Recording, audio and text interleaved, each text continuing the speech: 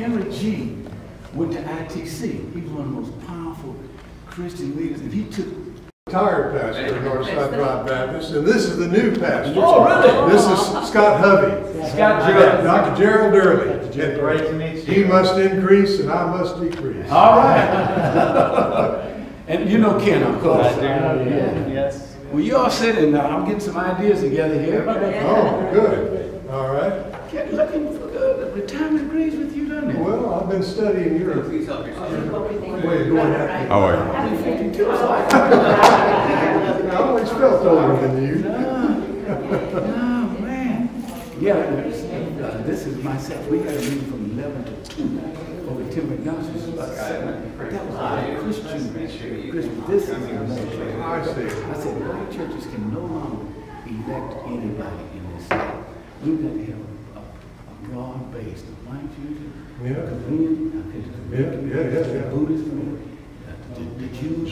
So this is what we want to explain all that to show how it can all come together. Good. Yeah. Good. Well, it's going to take us all. It's going to take us all. Yeah. So, How's your wife doing? I appreciate you asking. Yeah, pretty well. We both had COVID for a bit. But Did you? But it was the Joe Biden kind. It just took a few days. Did you do that 5-day, where do you take it? Eating pills or drinking pills or something for 5 days? You know, I did. I didn't know about it. I'd forgotten. But yeah, the doctor prescribed that, and I don't know if that helped, but it went in about 3 days. I tested positive about 5 days, and I was So. Oh, that's great. But all right, you taking care of you? Yeah, I try to What get a out. year, what a year. I mean, my son's, No. my son's father-in-law, Yeah. you know, Yeah. he died. Yeah. Then his daughter, my son's wife died. My wife died. Then my son died. Then my wife's brother died. 5 of them, 38 months. I did all 5. So now I got my son's 2 children. I mean, they're 21 and 24. And then of course my daughter, she's it was her brother. He was 47. Kids. Well, I didn't know you were going through all of that. Yeah, 5 of them. Goodness. Yeah. Well, you keep taking care of you. Yeah. We did get to have a good birthday party for you. Did you enjoy that? I loved it. I thought, Wasn't that full of love? I called Matty Peters. He used to be at Oakhurst. I said, you won't believe where I've been and you won't believe what I saw. And this is what happened. He said, man, I'm glad you told me. I wouldn't have believed it if I'd have been there. It was a surprise to me. I could tell. I thought, I said, what is this? I could Because tell. Tim McDonald came and said, Yeah. we're just going to go 3 or 4 pastors or something. Yeah. I said, man, we can go up pastors. We don't need to go all the way down to Hyatt. Hyatt. He said, no, we're going down to the Marriott. I said, oh, okay. But I said, and then next time I walked in there. We were all over there. I was with Jan And the whole,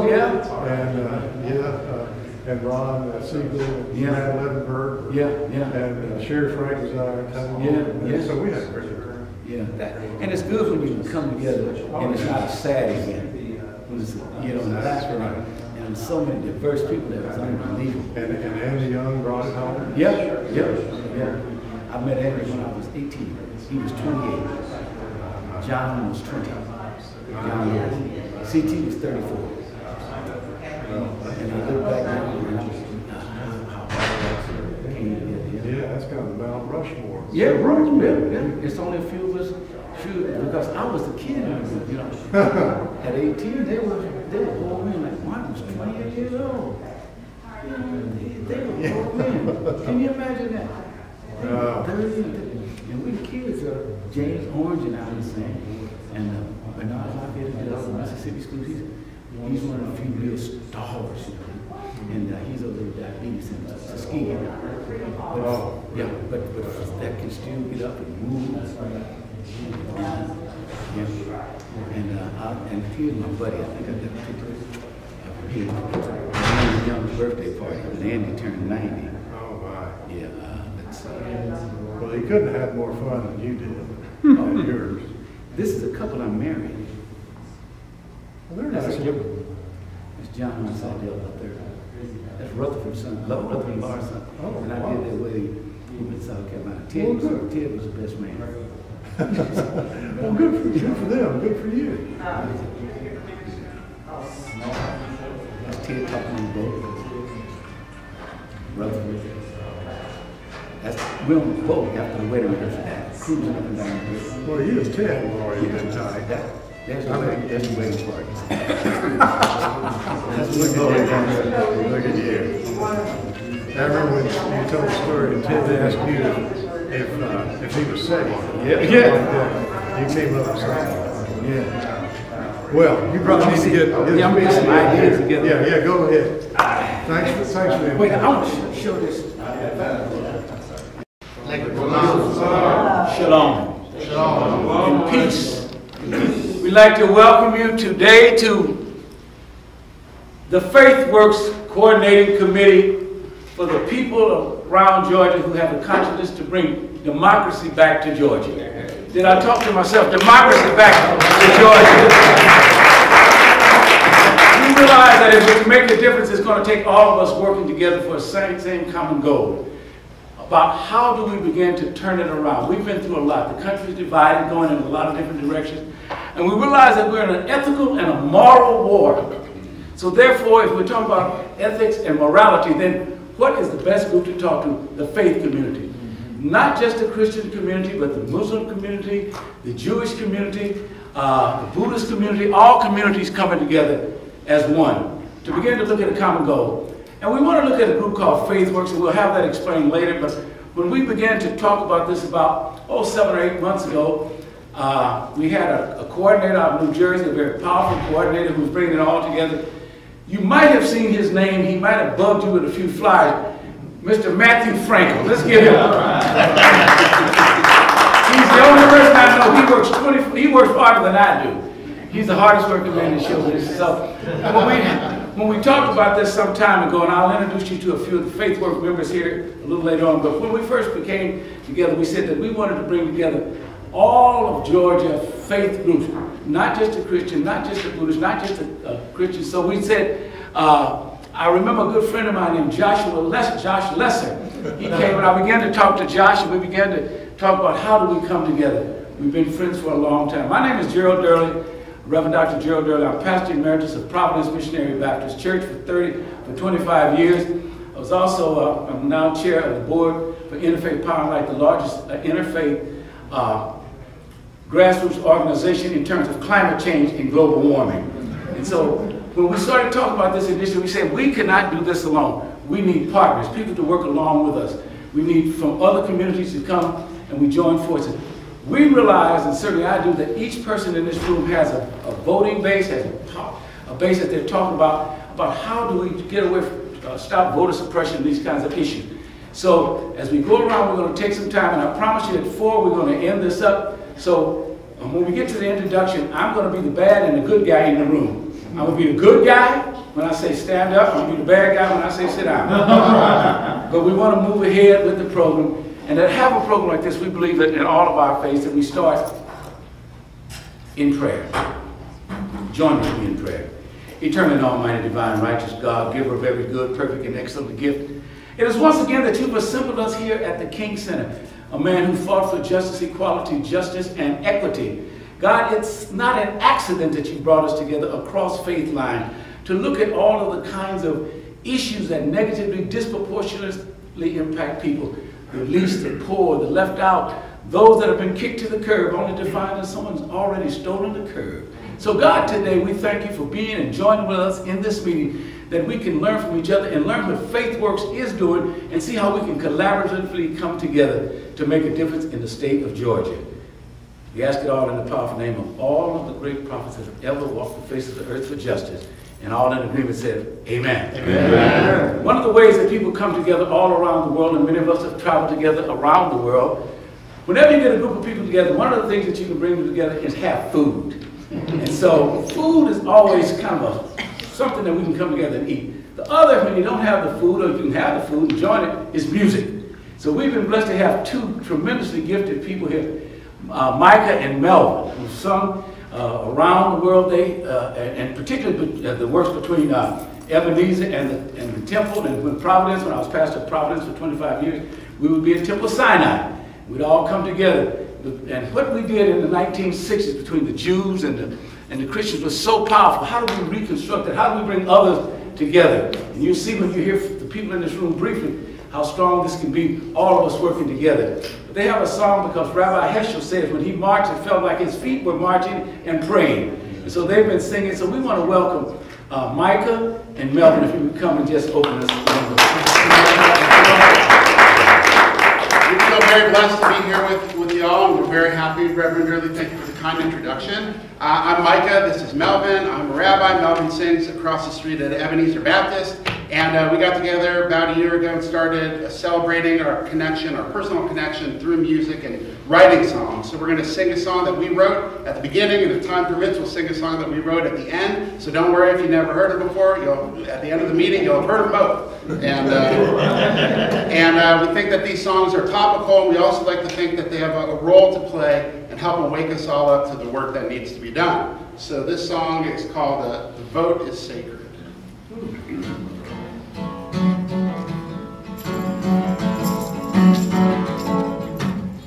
Lincoln once said famously, stronger than a bullet our vote shall be. Our crown and jewel, our cornerstone, a hard-won right we can't let go.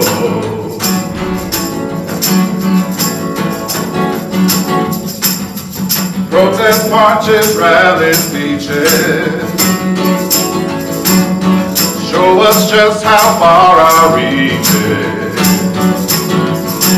But to bring about the change we need, we must cast our vote with urgency. The vote is sacred, this is true.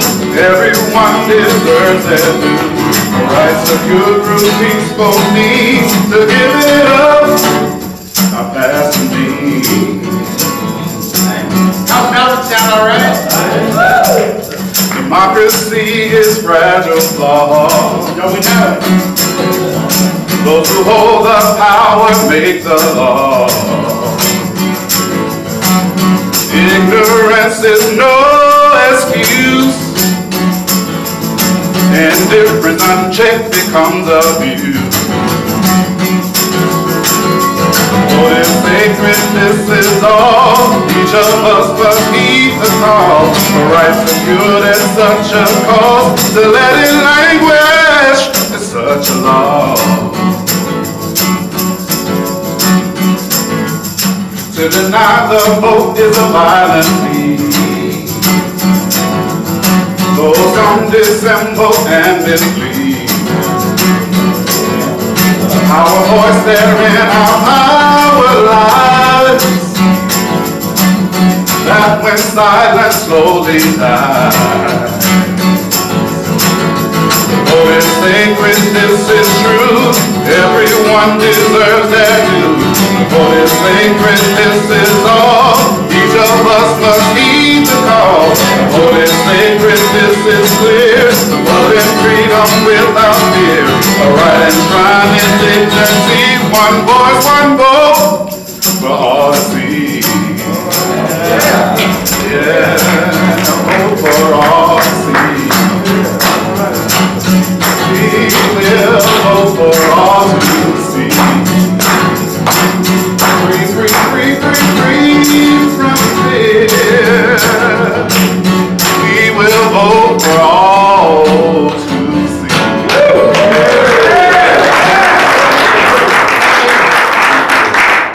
We appreciate you. That's great. That's great. I agree with our theme song. That's the theme song. It's all yours. The founder of Faith Works is a man named Bishop Reginald Jackson, who's the AME bishop for the 6th District, but he was at a meeting earlier that we had earlier this morning over at First Iconium, and he ran into a difficulty. So I go off script, as most of you know, many times. And I'm going to ask one of my close friends, and for years, if he can bring us the welcome on behalf of Faith Works to this body of faith people, Reverend Timothy McDonald. Some of y'all might know my good buddy. Okay. Thought we were friends. I love myself some Gerald dearly, and don't we all? He brings people together. As long as I've known him, that's what he's done. He works to help us to see our commonality, and that we have much more in common than we have that is dissimilar. We've been together most of the morning as we have for the last 35 almost years. When he told me about this gathering, I said, I'll be there, because I know how important it is, and I know the history. That the only way that we were able to succeed in trying to hold on to our democracy is bringing people together, particularly across faith lines. I had the pleasure of actually being here when this center was built and dedicated. I was then the assistant pastor, serving with Dr. Roberts and Daddy King as pastor emeritus at Ebenezer Baptist Church, 1980. And I remember Sherry, and I remember the gathering of Christians and Jews and Muslims coming to celebrate even this facility and what it symbolized and what it represented. And when Matthew asked me about coming and whether Dirty should call or I should call the King Center, I said, oh, Dirty knows the King Center. They know the work. We've been around. And so it does bring my heart joy to see us together again in the same room. It's been a while. It's been a while. Sherry knows it. John Lewis was with us. Dr. Roberts, in 1 month we'd meet at a Christian church, and the next month we'd meet at a synagogue or a temple. And we did that for years, just to make sure that we learned more about each other and celebrated each other. So I'm honored to welcome us again into this place and into this space. And Dr. King and Mrs. King, they're smiling right now because we're here. The elder Dr. Bernice King, I'm sure, welcomes us with open arms. And I hope and pray that it won't be our last time journeying together. Certainly we may have different paths. I said in the meeting that I just left, 7 plus 2 is 9. But so is 6 plus 3. And 5 plus 4. And that doesn't mean that any one of them is wrong. We have different paths to get to the same goal. And that goal is love. That goal is the kingdom of God. That goal is the beloved community that Dr. King talked so much about. And I certainly think that today we are planting another tree in that beloved community. The seed has to be nurtured, but I'm happy to be a part of this gathering. And I look forward as we look at our state and where we are as a people and where we're trying to go to make sure that the right to vote is a right that is protected for all, no matter the party, no matter the religion, no matter the opinion, but we fight for the right of every citizen to vote. Thank you for that. Mathematics. I've never seen it. You got a C in math, but you put those numbers together. This is a special room, and Reverend McDonald could attest. All of the major events that have been announced, this is the screening room. This is where the press conference goes, with the Kings, with Bernice, and all of them would come. Anything of any significance would take place in this room. So this is, and I'm going to use my word, this is a Kairos moment, where we come together, designed by something greater than ourselves. But as we look around, when we came in here, the room was set up auditorium style. Matthew looked at me and he said, do we want to look like this or do we want to look at each other? So we turned it around so that we could see each other, because we need to look at each other. We're masking ourselves away and social distancing ourselves away from our God-ordained togetherness. So I want to start. Now watch what I said. I want you to, so we can, before we bring on to Reverend Lee to talk about FaithWorks, who we are in this room. So if you could just say who you are, what you represent, and why you're here. And I'm going to give you about 45 seconds. And if you hear something go, that's 30 seconds. 45 seconds is Hey, man, cool. All right, but we want to, for example, I'm going to start with Josh, Rabbi Josh Lesser. Josh, who you are, a very powerful man who was working along with the Jewish community and meant so much for so many. He was my roommate when we were in Israel on several trips together to Israel and Turkey. Rabbi? I'm Rabbi Joshua Lesser. I am the Rabbi Emeritus at Congregation Beit Chaverim and the founder of the Southern Jewish Resource Network for Gender and Sexual Diversity, and working with Matthew Frankel on this event and many others. Thank you. My name is Matthew Frankel. I actually may be the only non-Georgian here. I live up in New Jersey, but I'm honored to serve as an advisor to Bishop Jackson and to everyone associated as well in FaithWorks. Hi, my name is Eddie Lee Bruce, and I'm here representing Dr. Joyce Dorsey, who would have been here, but she had death in the family. And I'm also one of the, I'm not a minister, but I'm one of the founding lay members of the Concerned Black Clergy. And we are ready to participate. I'm Sherry Frank, and I'm with the National Council of Jewish Women, long time with the American Jewish Committee and the Black Jewish Coalition, and we have terrific material on voting issues and are happy to get it to your churches or mosques if you need it. And we can pass it around. You can just, why don't you speak to that? Okay, I got 30 extra seconds. It says vote easy, and it tells you how to vote and how to get an absentee ballot, etc. What ID you need. On the back, all the dates that you need. We're distributing thousands of them. We're putting in like the Midtown Assistance Center and the Sandy Springs Community Center and wherever we can help, second helping, so people put it in their grocery bags and people get it. We're also printing another run of them with Spanish on the back. So if you see me afterwards and you want some at your congregation, I'll get it to you. And just one last thing, thank you, Tim, for not leaving me in Forsyth County when we marched against fear and intimidation. All right. All right. I'm Jeannie Kettner. I'm a voting rights advocate. I'm representing NCJW and Congregation Or Hadash and doing a lot of voting activities, as many as I can.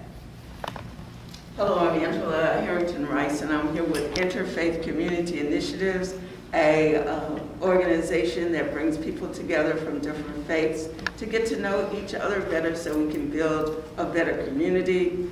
And I'm here because we want to know more and we want to be engaged. Thank you.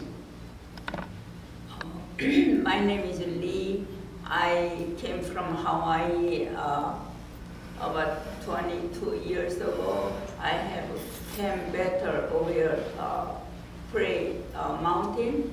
So I was about 22 years and I'm retired. I stay home more like I going to church, help other people. So if we need the help, I'll just come around. Thank you.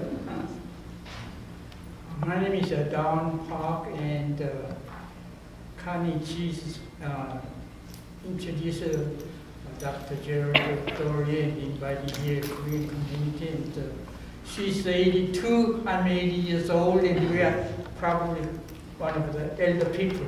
Wait. How old you say you were? 80. 80? 82. And how old are you? And you say you have problem with 8 elderly people?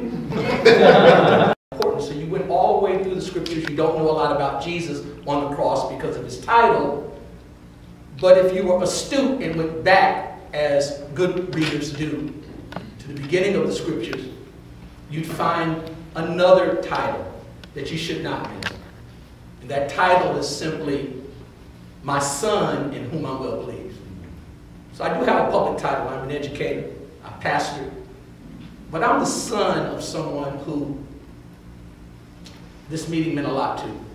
The late Reverend Albert E. Love, who was the best friend of Paul Tim McDonald, who was the best friend of Gerald Durley, who was the best friend of James Orange, who I'm a son. My name is Sean Hextall, and I'm serving now as an educator, pastor, husband, and I'm grateful to be here. Thank you. Well, great day, everybody. I am Dr. Hope Sims Sutton. I'm a pastor in the AME Church, my church that I pastor all of 14 weeks. Congratulations.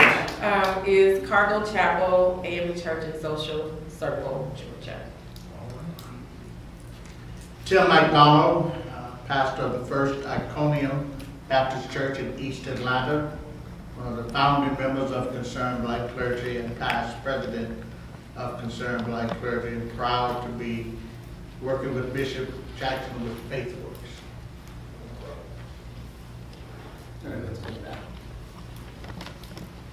Go ahead. Go ahead. My name is Matt Brown, writer and guest of Matthew Frankel.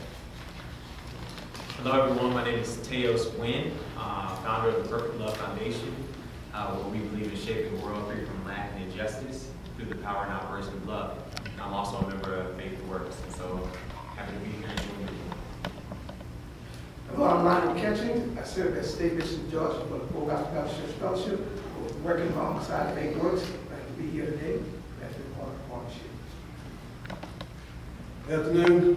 My name is Louis Logan, pastor of St. Paul African Methodist Episcopal Church in Covington, Georgia, part of FaithWorks, and part of the 6th Episcopal District.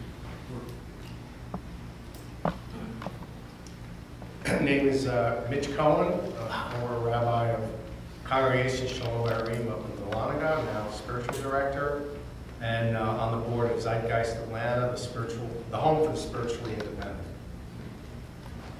My name is Wendell Muhammad, Minister of Foreign Condemnation of Islam. I'm here today because I'm very concerned about the all-out war against black voting. It's widespread voter suppression. Just trying to see if we really have some allies we're going to fight to make sure that our democratic rights are not taken. Imam Clement Al-Amin with the Muslim community and world pilgrims, and a friend and admirer of our love as well. Muhammad. Muhammad. I'm Student Minister Louis Muhammad.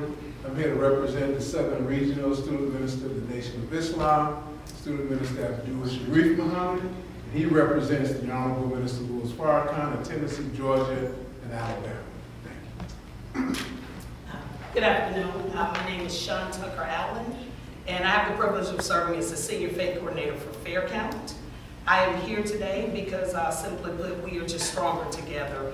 Fair Count is grateful to work with anyone and everyone to get this work done, and we focus primarily in the rural areas. So just proud to be here today, and thank God for each and every one of you for heading this up and giving us all this opportunity. Thank you so much. Great. I'll introduce you. Okay. I do what he tells me. Take his snacks or something? No, right. I was listening. I was just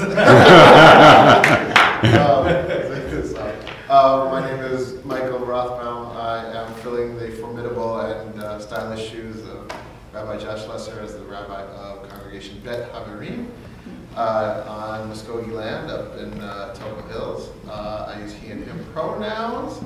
I am so honored to be here with so many people who are doing the work. Even in the Torah, in the Bible, when God gives a set of teachings to the Jewish people, they have to say Na'aseh v'nishma, we will do and we will hear. They give their consent. That they vote in favor. So the consent of the governed is a real thing, and the vote is sacred, just like it was in the Torah. Thanks for letting me be here. Doctor. Ron Bonner, Associate Pastor at Lutheran Church of the Redeemer for Community Engagement, Diversity, and Justice, and author of a book called No Bigotry Allowed. Could people stand up? We can't see you. Yeah. You people. All right. Hello, everyone. My name is Sam Gassel, and I'm working with the Jewish Community Relations Council of Atlanta on a new project in alliance with the newly founded Jewish Democracy Network to recruit poll workers and otherwise defend democracy in Georgia. And hopefully we're going to recruit a lot of poll workers and make sure the lines are real short. That's good. That's good. Good afternoon, everyone. My name is P.J. Lemuel. I'm a member of the Our Lady of Lourdes Catholic Church right across the street. As you know, Catholics have been social advocates for a long time, so I wear two hats today. I'm also representing Necessary Trouble. It's a statewide organization. It's a branch of John Lewis, and we are working to make sure that that our democracy is not lost and that we are going to get people out to the polls. My name is Pat Bird. I'm with Necessary Trouble too. We love John Lewis so much. I was in his district for many years and I'm so honored to have him represent me. Our work, especially right now, is on voter registration, voter education, and helping people get to the polls. We believe that everybody should have a chance to vote, and that's where we're putting our energy now. I'm James Lapkin. I am the retired pastor of Northside Drive Baptist Church here in Atlanta, and I don't represent anybody. But I grew up loving the interfaith community of Atlanta and being loved by the interfaith community of Atlanta. And Clement Elamim and Gerald Durley helped rear me because they're a lot older than I am. However, I am so glad and honored to be here. Appreciate being invited, Gerald. And I'm glad that the new pastor of Northside Drive Baptist is also here today. My name is Scott Hovey, and I'm taking the baton from James Lamkin here as the pastor of Northside Drive Baptist Church. I'm glad to be here. This is, you are the ones that I want to learn from, and so I'm glad to be here. My name is Ken Brandt, and I'm a deacon at Northside Drive Baptist Church and a founding member of the World Pilgrims. I got my initial political baptism fighting for the rights of people with AIDS back in the 80s. Hi, I'm Lois Frank from the Jewish Community Relations Council. I'm working with Sam on the poll workers training, and I'm grateful to many, many people in this room for mentoring me and showing me the path. Hello everyone, I'm Melvin Miles. I'm the Miles and the Peterson Miles. That's really. Hi everyone, I'm Michael Lapidus. When I'm not writing songs with Melvin, I'm a rabbi at a Jewish day school called Davis Academy, trying to help the youth stay on the right track and also have the honor of being the composer residence at the temple. Give yourselves a round of applause.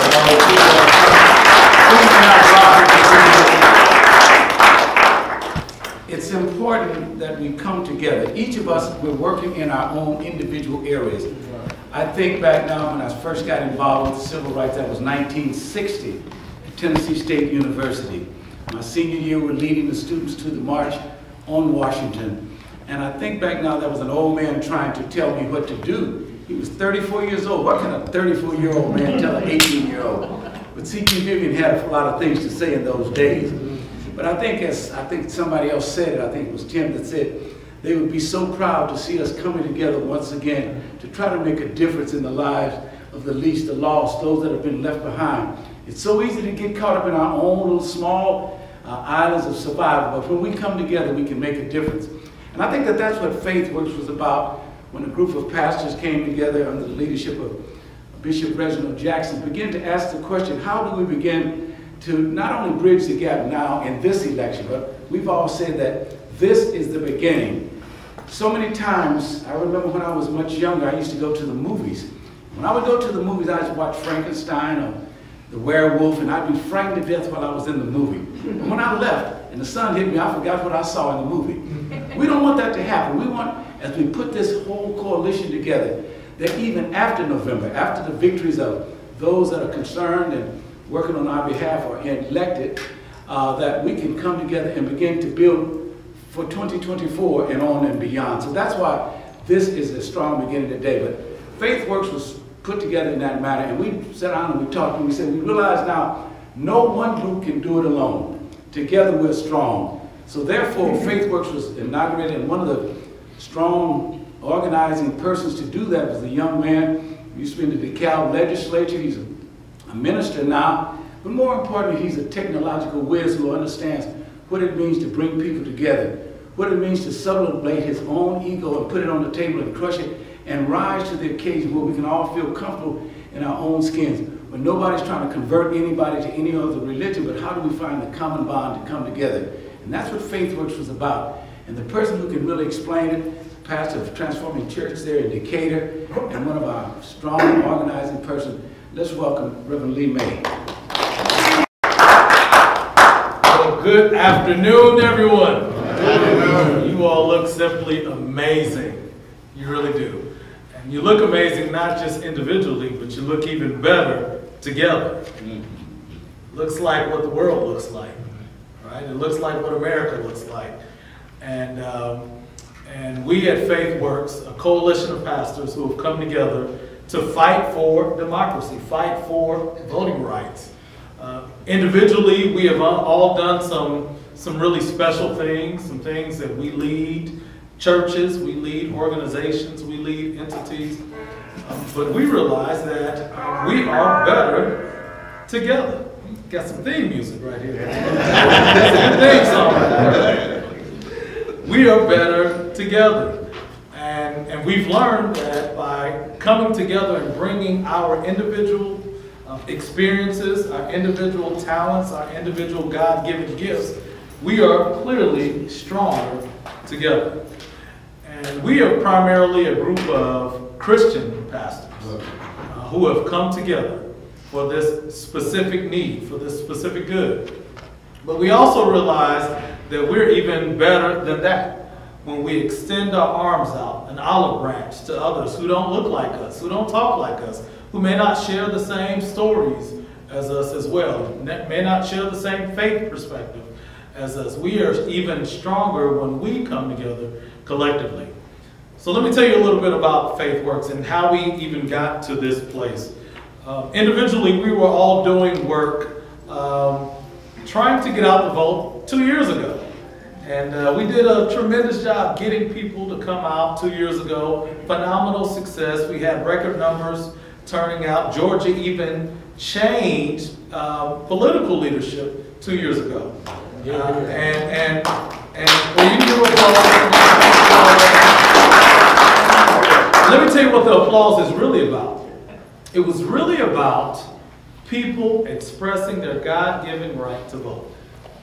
It really wasn't about outcomes. It wasn't about one candidate over another, one political party over another. We believe that when people come out to vote, that our government will more better reflect the people that it's called to represent. Right? The government will look more like this room right here when all of our people, when we come out to vote. And what we realized 2 years ago is that not everyone was happy about a lot of people coming out to vote.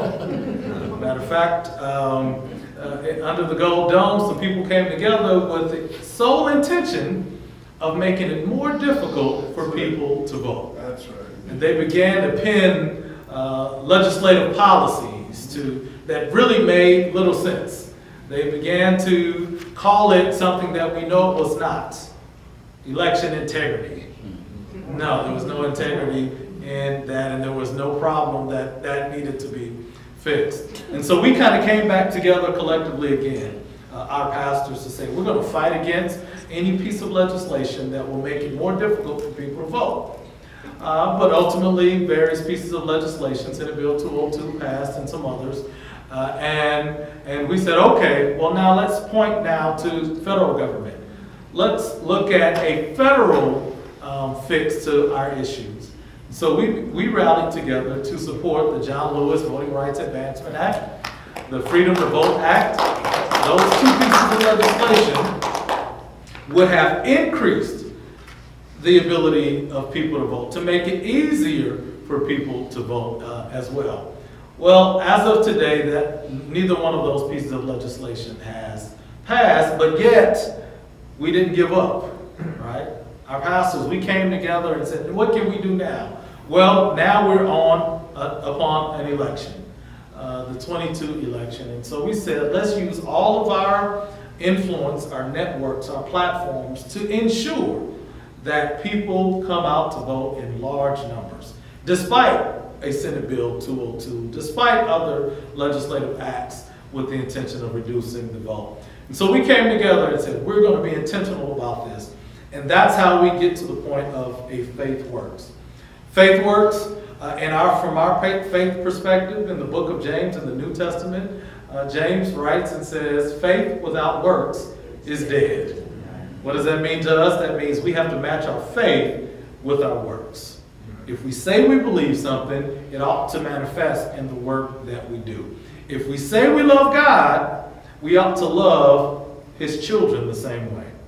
We ought to love our brothers and our sisters. And so today we are here to just discuss a little bit about Faith Works and what we are called to do as Faith Works. Number one, our goal is to increase voter turnout for this coming election. That is top priority. Now we will do that by helping 1,000 churches maximize voter turnout in their own congregations and communities. That was our initial intent. But us being here today, we're going to expand that particular point. But 1,000 churches, it was our goal and is our goal to help them maximize voter turnout in their churches. And we'll do that by helping them to create their get out to vote campaign strategies. We'll help them write and create their GOTV plan. And we'll help them implement that as well. Meaning, if you want to accomplish certain things in your church, if you want to have voter registration drives, if you want to have canvassing activities going on, phone banking activities, text messaging campaigns, a social media strategy around that, we'll come alongside as Faith Works to help you to create that plan, and then here's the key, to help you implement it as well. And we will do that, the implementation part, by helping, now this is key, this is big, helping congregations to implement those strategies with financial assistance. And so if you may want to do a mailer to your congregation or to your community, that costs money. For most churches at the beginning of the year, when they planned their budget year, they didn't have a line item that said GOTV. It didn't say get out. They didn't have a line item, Pastor, did they, in your budget that says get out the vote. No. So we know that's not in a lot of churches' budgets, and so we want to come alongside and assist where possible. We understand that various churches have varying levels of political acumen. You have some who are very politically savvy, others who are political novices. We want to kind of lay the playing field even so that we can help people right where they are to help increase the vote. Now here's the thing. Our effort is not about a political candidate or a political party winning. It's not. Victory for us just looks like more people voting. And that is our priority. This is a nonpartisan initiative that's not affiliated with any campaign or any initiative as well. We just believe that our government will be better when all of our people come out to vote. Now, that is what we've been promoting to our local churches, our Christian pastors and Christian churches all around the state. People are so excited about that. But thanks to the leadership of Reverend Durley, Reverend McDonald, and so many others, a part of our coalition, and we're going to introduce some of our other coalition members a little later, we realized that we can do better than just staying within the Christian church. We can reach out to those who don't share the same faith perspective as us. Or even if you share the same faith perspective, you just don't have a connection to us culturally. Your immediate context may be different than our context in which we preach from each and every day. And so now today we are extending an olive branch to say, let's work together. Let's do this together. We've created an entity that we believe will really make a difference in this election and increasing voter turnout. And we just believe that with us working together, we will realize some tremendous good in our state. Because we believe that our state needs us more than ever. Our state needs you more than ever. More than ever. When I was in elected office, for those of you who don't know, I served in DeKalb County government as a commissioner and the CEO for a bit of time. Governor Nathan Deal appointed me to be the CEO for a few years. You know, when I was in office, I had this, I guess, this narcissistic opinion that I had all the answers. And the more that I worked and realized that all these bright ideas that I had weren't always coming to pass, they weren't always coming to fruition. There were some challenges out there. I realized more and more that we needed the people to come together to work together. The same way here. We are not the sole proprietor of good ideas. And so we have some asks here today. That's okay if I can, you want to do that now? Yeah, what we'd like to do too is that please have questions that you have of Reverend Mayor and his bishops to go into how we can really work together. Absolutely, absolutely. Well, the first thing that I would say that we just absolutely need, we believe we're doing some tremendous work, but our first need with all of you all is that you would partner with us as a thought partner. That you would provide us wisdom and counsel and how do we adequately, outside of our four walls of where we're comfortable with, how can we utilize your voice and expressing what needs to happen in the state. We need thought partnership. We need to work together in the work that we're doing. Number two, we understand the importance of your role as faith leaders in your own particular context. And as you begin to learn more of the specific work that we're doing, we're going to ask that you would also share that with your congregations, your communities of influence as well. We believe that that's going to be critical because here's what we've learned. This morning we had a meeting, a strategy session with other voting advocacy groups who are really working hard to turn out the vote. And we had a strategy session, literally posters on the wall where we were writing what we're doing and how we can partner together. And as we are doing this work, we need all of us to communicate to our own individual entities the work that is needed and is being done.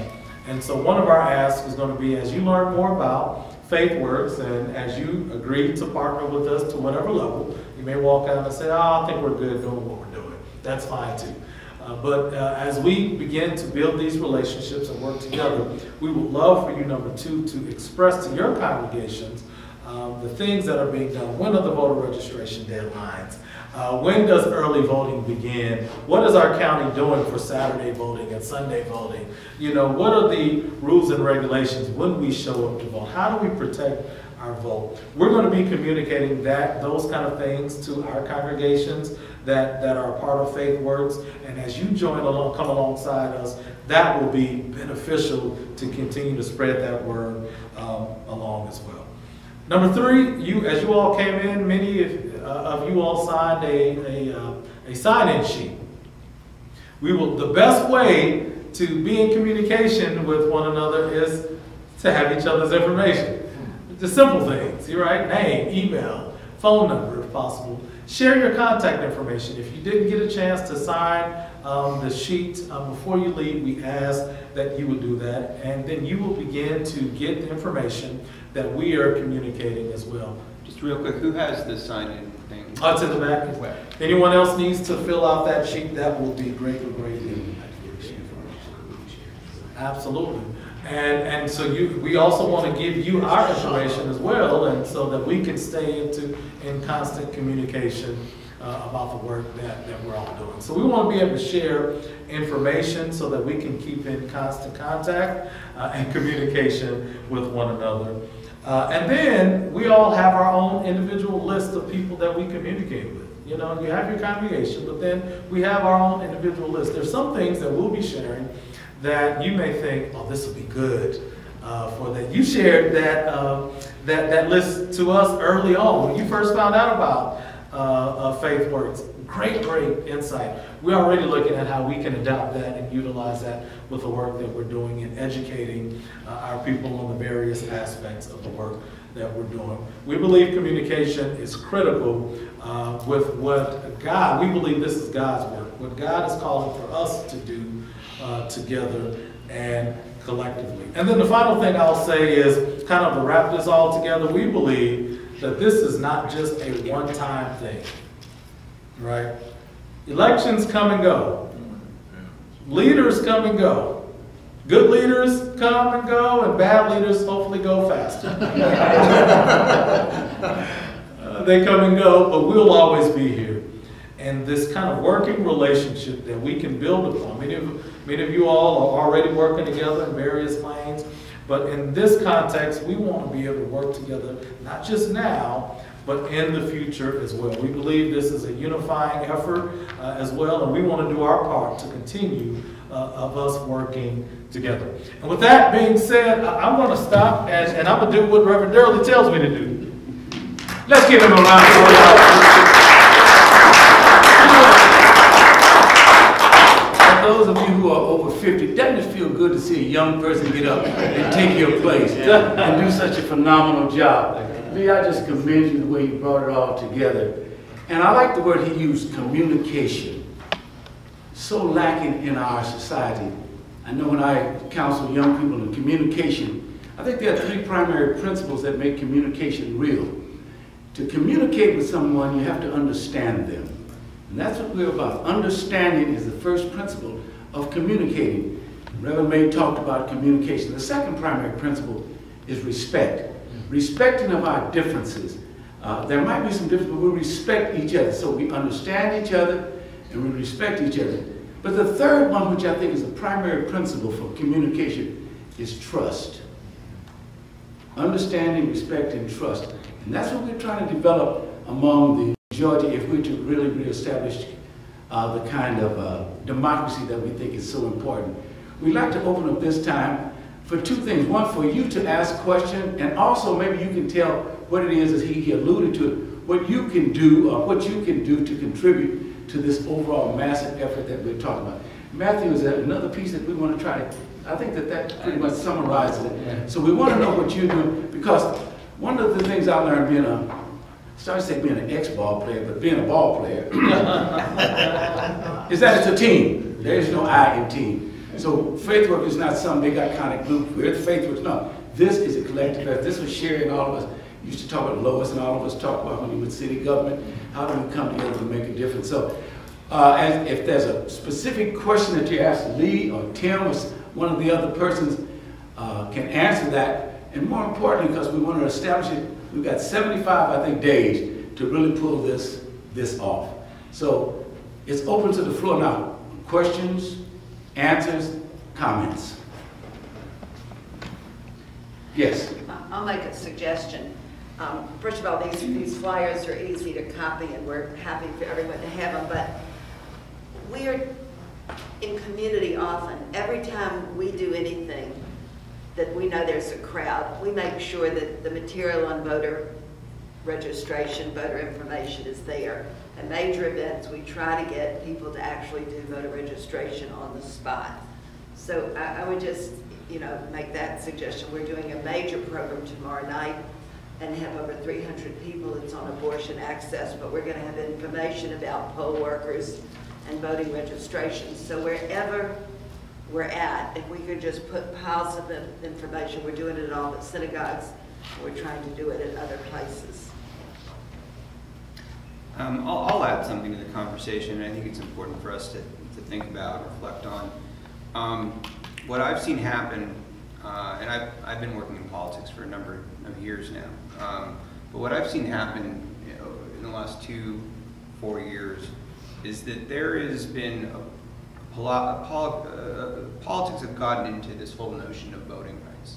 And I think it's really important, it's incumbent on us, it's important, I think, for specifically the faith leaders in this room, to talk to their congregations that when it comes to voting rights is not a political issue, okay?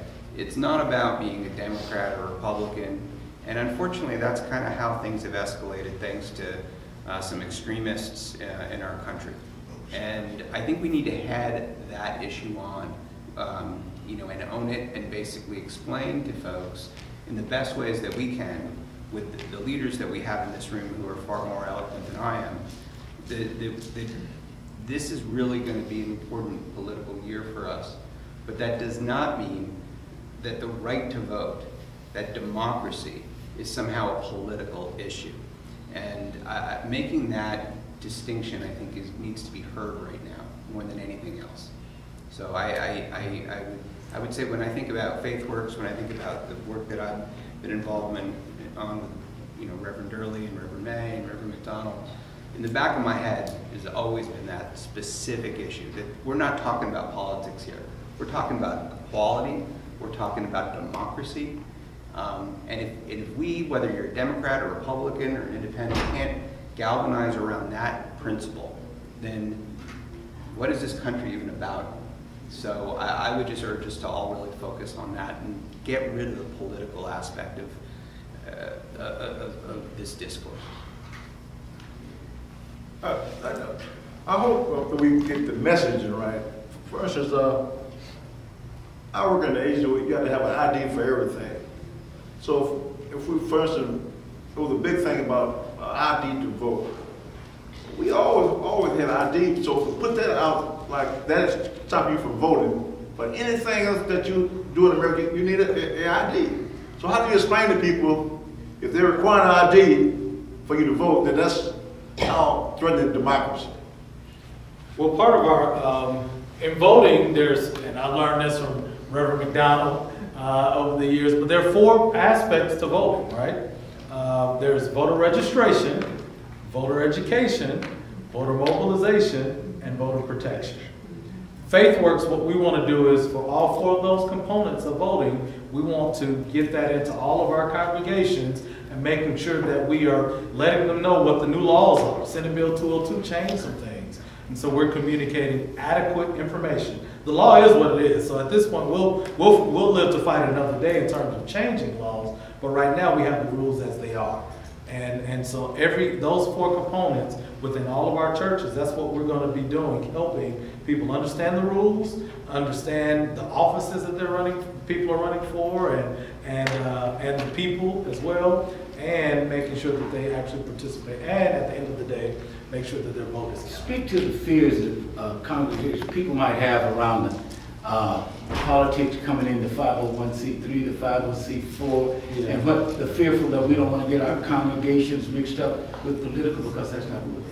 Yeah, absolutely. So we're very clear that that this is nonpartisan. This is not affiliated with any candidate or campaign. They'll know. I'll say that whenever we get to talking, because we all have our own individual political, proclivities, right? That we have individually, but collectively, we're simply about getting out the vote. But when we're dealing with congregations, churches, anyone who has a 501c3, particularly, they kind of get scared. They don't want to be a part of anything that remotely will look like partisan politics.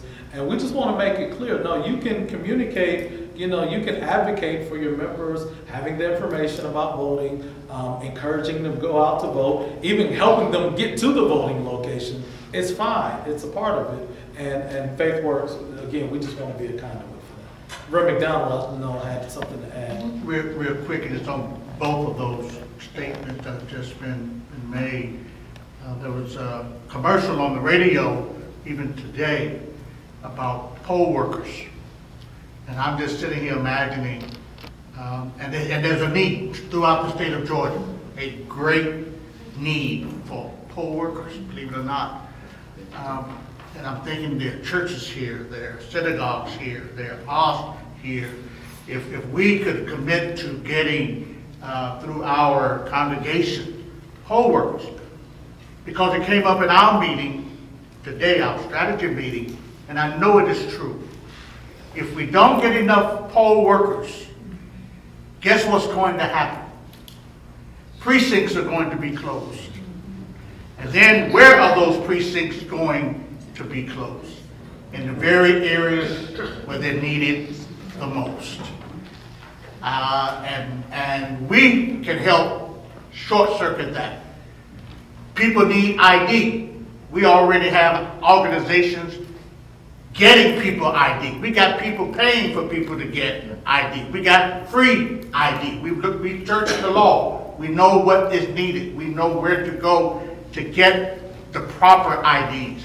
But if we don't get a handle on these poll workers, this is a backdoor way of voter suppression. It's a backdoor way.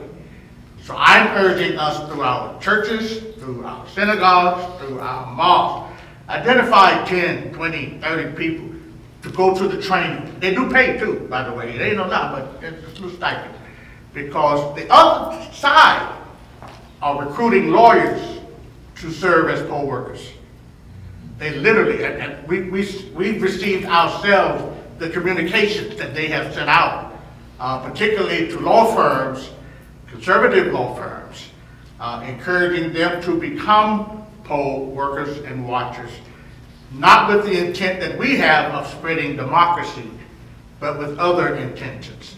And we're going to have to be in a position to counter that. So we're working on the IDs to make sure they're proper IDs, to get the people the IDs, but we definitely have to get a handle on the poll workers.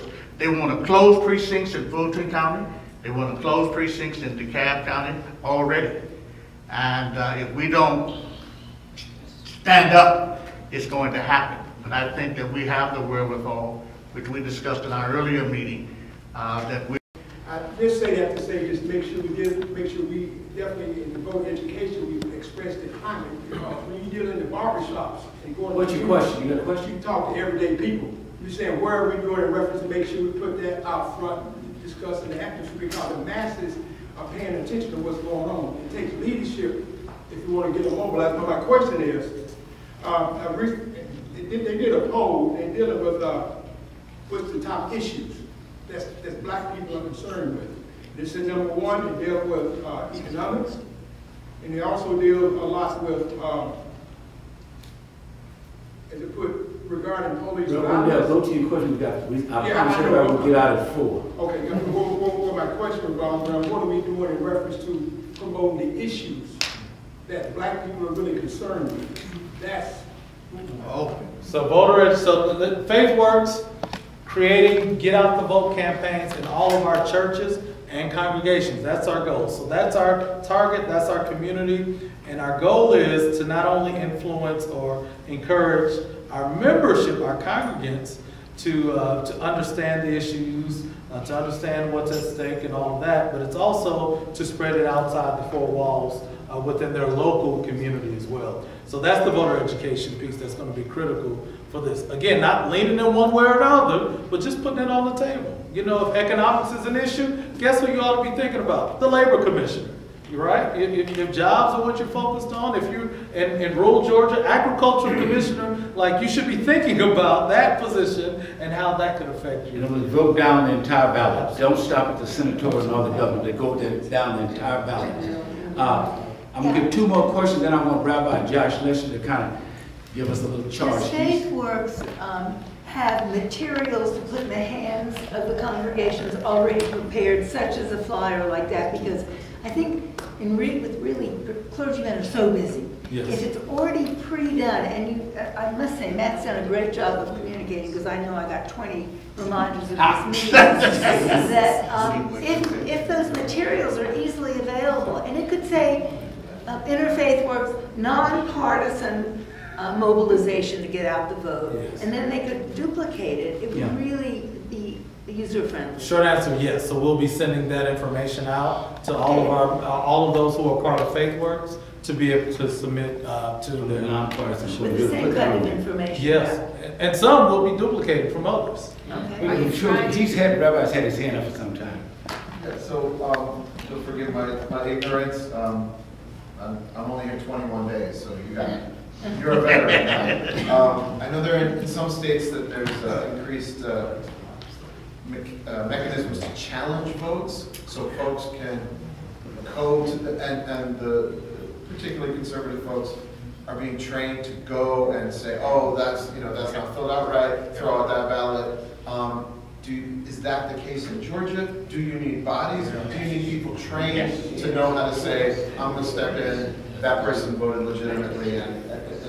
We have a program called Voter Protection, Voter Integrity, and Helen Butler, particularly with the People's Agenda, as well as what's called Stand Up. We're actually going through the process of training, because that's part of the... It's not just a poll worker, it's actually the defense of the... Yes, this yes, and there's an 800 number you can call when you're being challenged or when you run into a problem. Actually, while you're voting, there's an 800 number, 1-800-I-VOTE, is actually the number. 1-800-I-VOTE, and there are lawyers on the other end that can tell you how to walk through that process. In Georgia, we have provisional ballots. which are often challenged. But believe me when I tell you, they are recruiting right now people to challenge everyday voters' legitimacy in voting. And they want to slow up the process, they want to create lines, they want to make it illegal to give water or nutrition while they're standing in line. That is happening in Georgia right now. We're in communication with the Department of Justice. Direct communication with the Department of Justice. In fact, on our one of our faith work calls, we have the Assistant Director of the Civil Rights Division on the call with about 300 faith leaders. We know what they're trying to do, we're trying to counter that, and that is actually one of their tactics. And that's why all who signed up today signed. We can get that information. It could be a sharing of information. Back to Sherry, you had one closing question. Just wondered if you're tapping college students or graduate. I'm sorry, I didn't hear you. Wondered if you're tapping college students or graduate students to be poll workers. So we directly are not, but we are working with a coalition of groups. NAACP, for example, has a target for the college students working actually on the college student campuses all around the state. So a lot of the work that we're doing as well is convening groups who are already doing these works in different areas, and we're not trying to reinvent the wheel. And so we're just pushing out to our congregations the work that's being done and the needed efforts as well. And just on that point, and Reverend Gurley reminded me, so everyone here kindly signed up to this, for this, we appreciate it. The key here, as what was already mentioned, is that we are merciless on email and on text, if you have not figured that out already.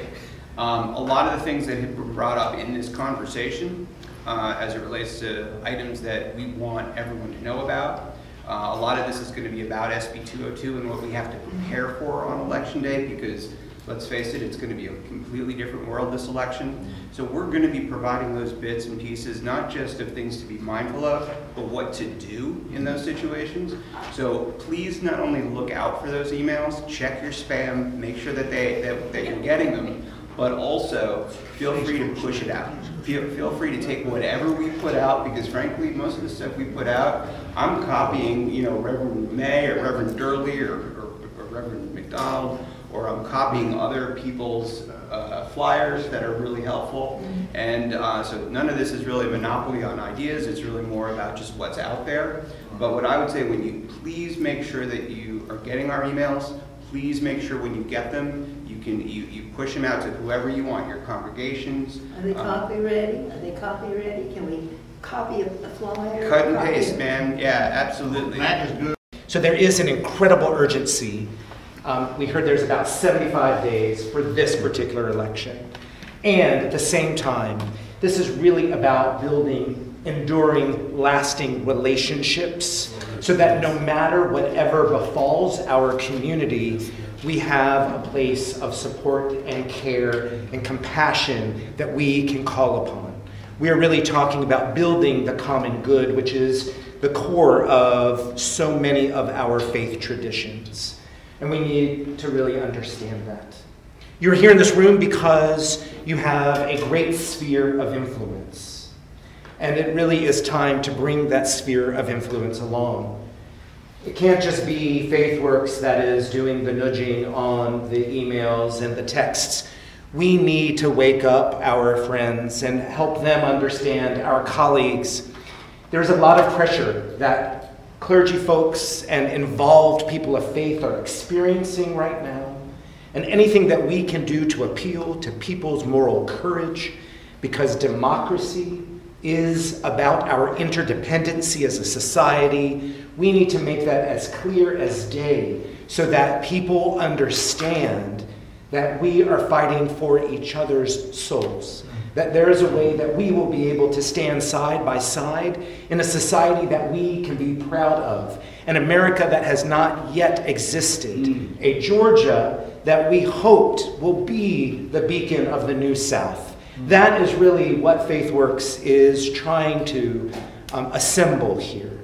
And it makes sense that it is black clergy who are leading this call. And so I want to end with a charge particularly to my white brothers and sisters, I am here in many ways because I think about my impoverished grandparents on my mother's side who were immigrants, who were also faced with huge hurdles and systems that did not want them to vote and did not want them to participate in political society. And I've had the good fortune and the privilege that 2 generations later, my voting journey has easy access. There's been a lot of privilege. I have not had to navigate the same kinds of things here in Georgia as someone who grew up in this state and who voted in my first election in this state that so many people of color, so many immigrants, so many impoverished people do still today. And so for me, when I think about reparations, there are so many ways that this exists in the world. This is an easy lift. This is the least that I believe that we can do.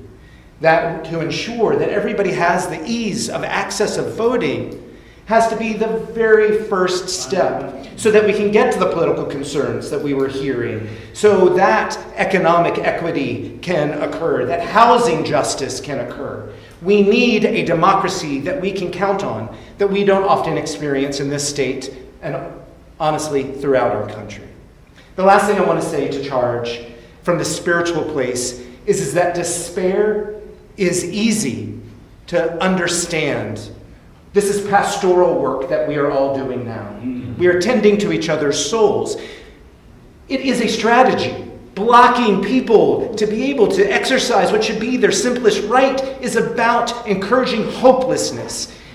That has been a strategy since the beginning of the founding of this country for folks who have not wanted to give access. So we need to be the bearers of hope. And I want to close with words by feminist, political, environmentalist author Rebecca Solnit, who says, hope is not a lottery ticket that you can sit on the couch and clutch, feeling lucky. Hope is an axe that you break down doors with in an emergency.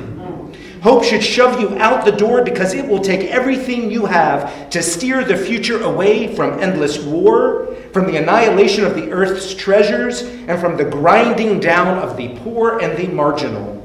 To hope is to give yourself to the future. And that commitment to the future is what makes this present inhabitable. So we are folks who are making this present inhabitable. We need to leave here bearers of hope, to be the messengers that despair will not overtake us, and that everyone has the right to vote, and that in this election we will see more people voting than we've ever seen in Georgia before. Reverend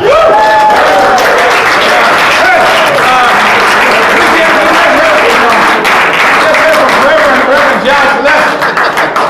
Then we got to bring him on in. The rabbi. Before Imam Pleman Al-Amin closes us in prayer, Clyde Bradley wants to take a group picture. Imam Pleman, would you close us? We've had Jewish and prominent imam in this community and across the world to close us. Yeah. So yeah, this occasion brings to mind one of my favorite Franciscan benedictions for the right audience. So let us pray. May God bless us with discomfort, with easy answers, half-truths, and superficial relationships, so that we may live deep within our hearts. May God bless us with anger and injustice, oppression, and exploitation of people, so that we may work for justice, freedom, and peace. May God bless us with tears to shed for those who suffer from pain, rejection, starvation, and war, so that we may reach out our hands to comfort them and turn their pains to joy.